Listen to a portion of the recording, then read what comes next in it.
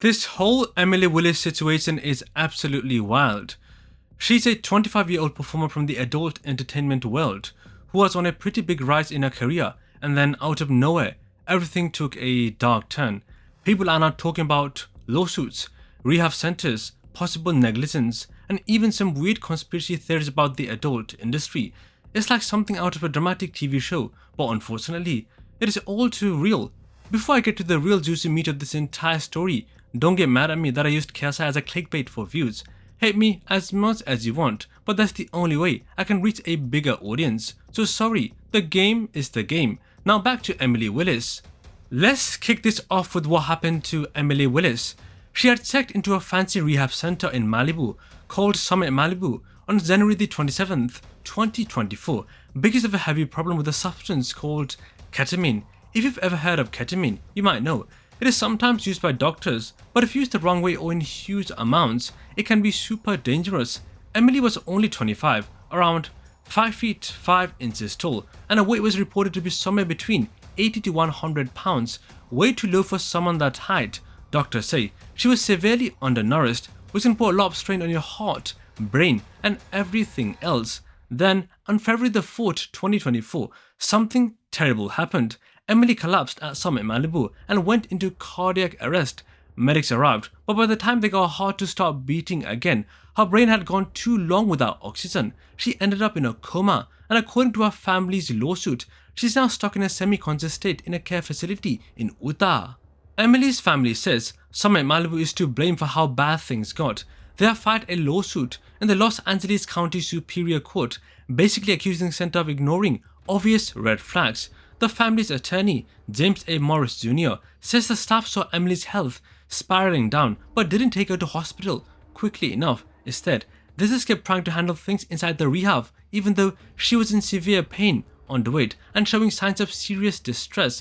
The lawsuit states that on February the 4th, a nurse practitioner discovered Emily unconscious and had no clue how long she'd been in that condition. The nurse called 911, started CPR, and got paramedics on the scene. The medics reportedly did CPR for over 30 minutes, which is a really long time. Although they managed to get her pulse back, it was too late to save her brain from severe damage. What's even more troubling is the family's claim that staff saw Emily's condition getting worse for several days beforehand. Things like dehydration so bad, they couldn't even read her blood pressure. The lawsuit says they left the decision to go to urgent care up to Emily herself, which is odd because she was obviously not in the right mental or physical state to make those choices. Her mom is calling it a major failure in their duty of care, pointing out that if they would rush her to hospital right when things look bad, she might not be in such a heartbreaking situation today. Before we jump into all the conspiracy theories, let's look at Emily's life. She was known for her roles in the adult industry, which some people claim can be mentally and physically draining. There is constant pressure, online hate, and emotional stress that can pile up. She apparently had a year-long struggle with ketamine addiction. Some reports say she used 5 to 6 grams a day, which is a massive amount for any human body to handle. It can mess up your organs, especially your bladder, and cause nightmares, disorientation, and other mental health problems. She'd also been diagnosed with depression and anxiety, which can make it harder to step back from destructive habits. We also have to remember she was super young, only 25, and might have felt like she was invincible. People often think they can handle more than they actually can. Once news of Emily's condition got out, the internet went nuts. People had all sorts of reactions. Some were completely heartbroken, saying nobody deserves to end up in a semi-conscious state, especially while trying to get help.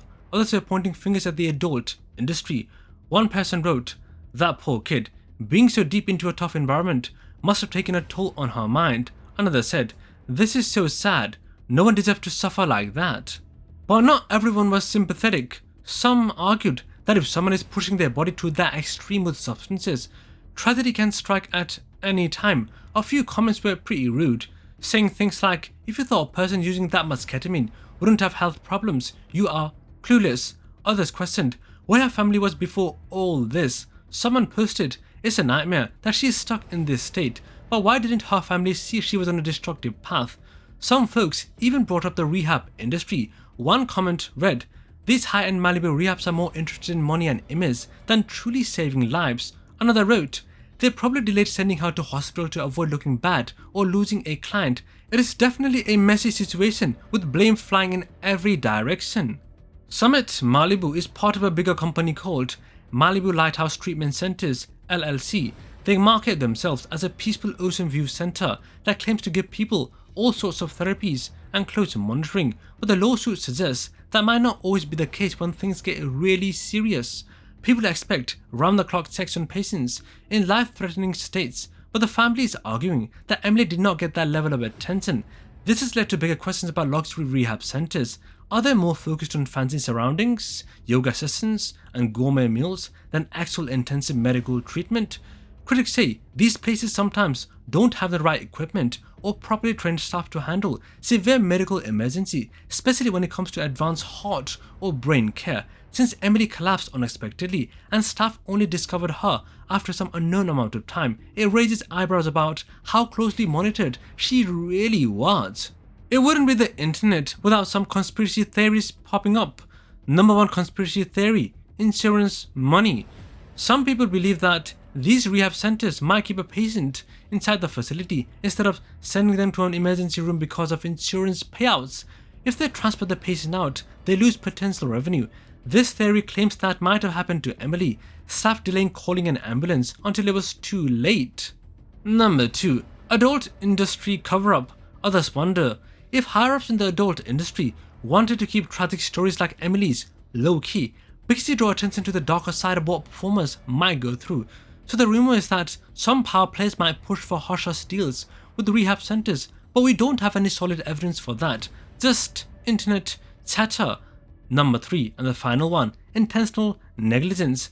A darker take is that maybe somebody specifically wanted Emily out of the picture, so they allowed her condition to worsen.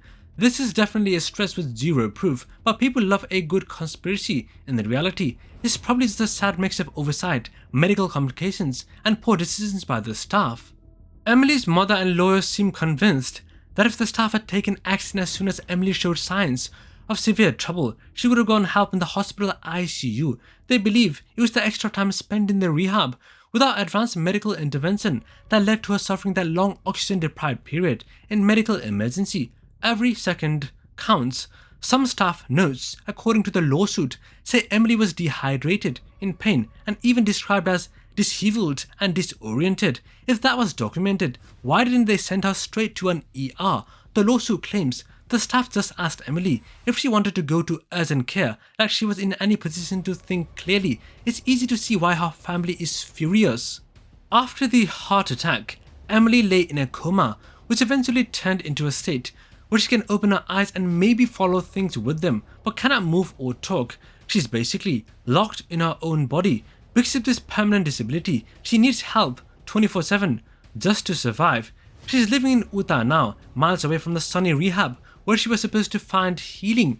In the words of one social media user, "No one deserves to end up like this. She went to get help, not to be ignored until she collapsed."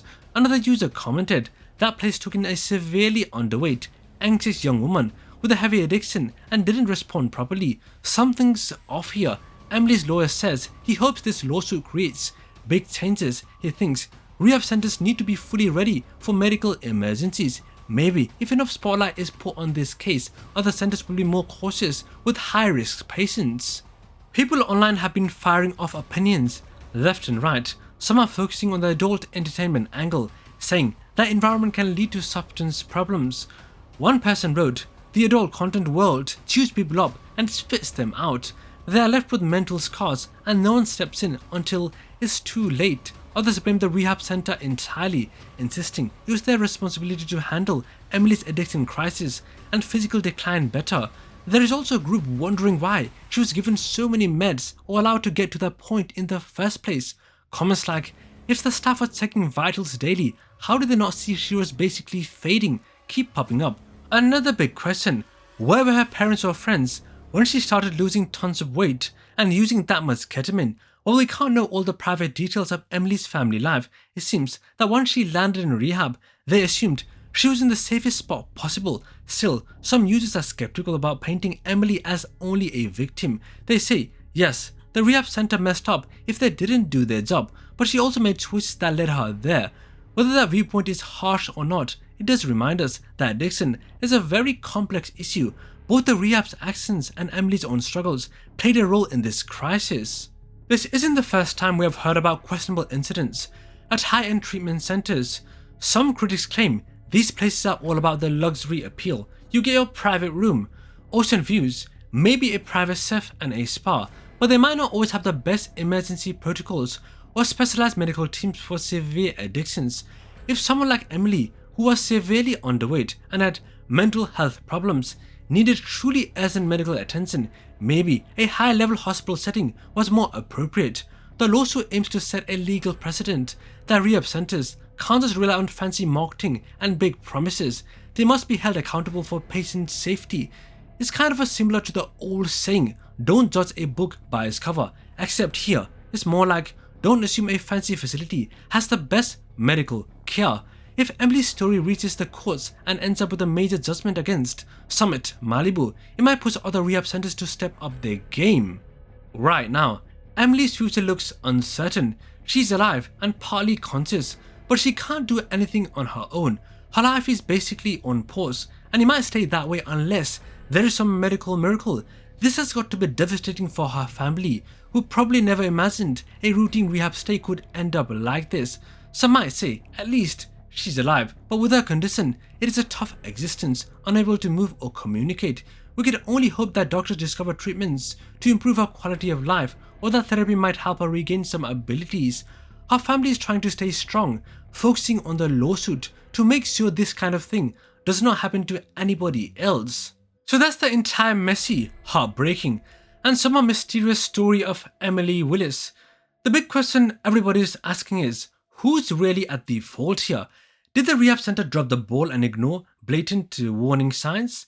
Was Emily's condition so severe that no rehab center could have saved her in time? And what about those lurking rumors of insurance issues, hush money deals, or an entire system failing people in desperate need? At the moment, the courts haven't given us any final verdict, so all we can do is follow the updates and hope for the truth to come out. No matter how you slice it, this is a terrible situation for everyone involved, especially Emily. It is a reminder that addiction is a big deal and that rehab centers have a huge responsibility. People go to these places looking for hope. Instead, Emily ended up with permanent brain damage and no clear path back. That's it for now. Feel free to share your thoughts on this case. There are a lot of strong opinions floating around. Maybe you think Emily's story shows a bigger problem in the adult entertainment world. Maybe you are outraged at how Summit Malibu handled her care, or maybe you see it as a tragic example of how addiction can spiral out of control. In any case, the lawsuit is ongoing, so we might learn more jaw-dropping details soon. Let's hope something good can come out of this, like better standards in rehab centers and more awareness about addiction and mental health. Peace!